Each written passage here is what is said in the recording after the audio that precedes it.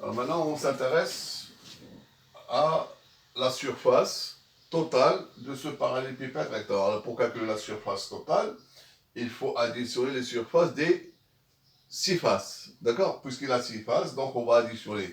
Mais quand même, il y a chaque deux faces opposées sont superposables. Donc on va additionner, par exemple, on prend 3 faces, on calcule leur surface et on multiplie le tout par 2. D'accord? Parce qu'il ne faut pas répéter, par exemple, cette face frontale avec cette face de derrière, cette face latérale avec celle-là, les deux bases. Donc on peut multiplier le tout par 2. Donc la surface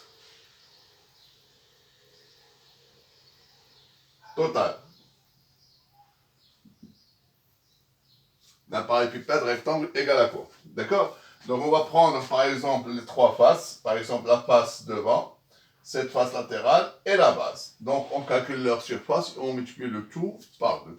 Alors pour la face frontale, regardez bien ici. Donc c'est quoi sa base? Sa surface. Donc c'est L fois H. D'accord?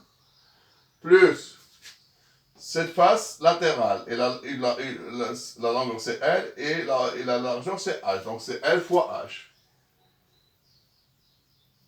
D'accord? Plus la base, donc c'est L fois L.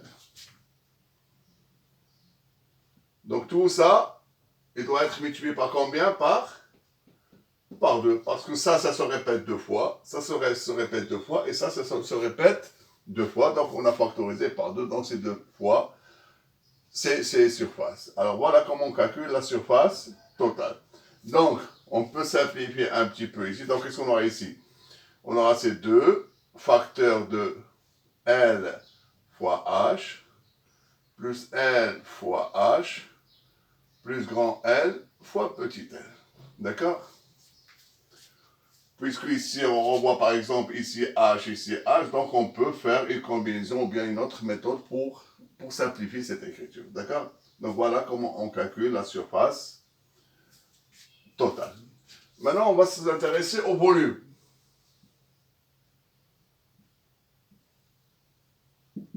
Alors, le volume, c'est-à-dire la contenance que va contenir ce parallélépipède rectangle. Alors, imaginez que on veut remplir ce parallélépipède rectangle par un liquide. D'accord? Alors, on verse un liquide. Qu'est-ce qu'il fait le liquide d'abord? Donc, il va, d'accord, occuper d'abord la surface. Et quand il occupe la surface, le niveau d'eau du liquide, il commence à monter. Donc, comment il va commencer? Il va monter. Il va monter couche par couche. C'est-à-dire, il va décrire la hauteur H. Donc, c'est pour ça qu'on dit que le volume, c'est la surface de la base fois la hauteur. Égale surface de la base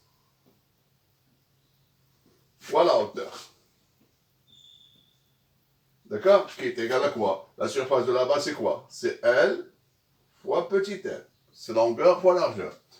Et la hauteur, c'est quoi ici? C'est H. Donc, il faut multiplier les 3 dimensions. Chaque parallélépipède rectangle possède 3 dimensions. Donc, c'est L, grand L fois petit l fois H. Grand L, c'est la longueur, petit l, c'est la largeur, et H, c'est la hauteur ou bien la profondeur. Voilà quelques composantes, bien quelques dimensions, ou bien quelques caractéristiques du parallélépipède rectangle. Donc, il faut savoir calculer la surface totale, et surtout, le volume. Dans cette leçon, on s'intéresse beaucoup plus au volume. Alors, ces méthodes, on peut les généraliser pour tous les autres prismes droits, d'accord? Alors, pour le volume, quand un solide possède 2 faces, ou bien 2 bases, si vous voulez, possède 2 bases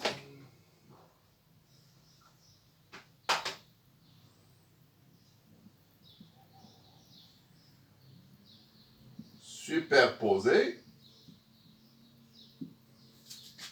alors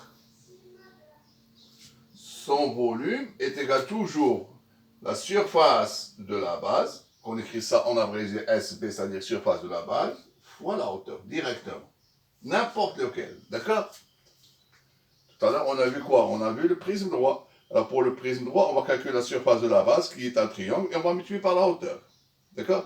Pour le cylindre, on va calculer la surface du disque et on va multiplier par la hauteur. Donc tout solide qui possède deux bases superposables, alors son volume est égal toujours à la surface de la base fois la hauteur, toujours.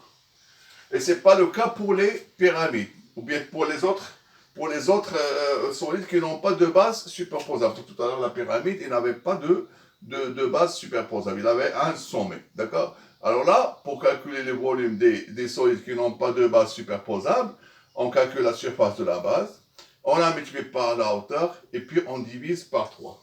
D'accord? Voilà pour la première partie. On verra après la deuxième partie.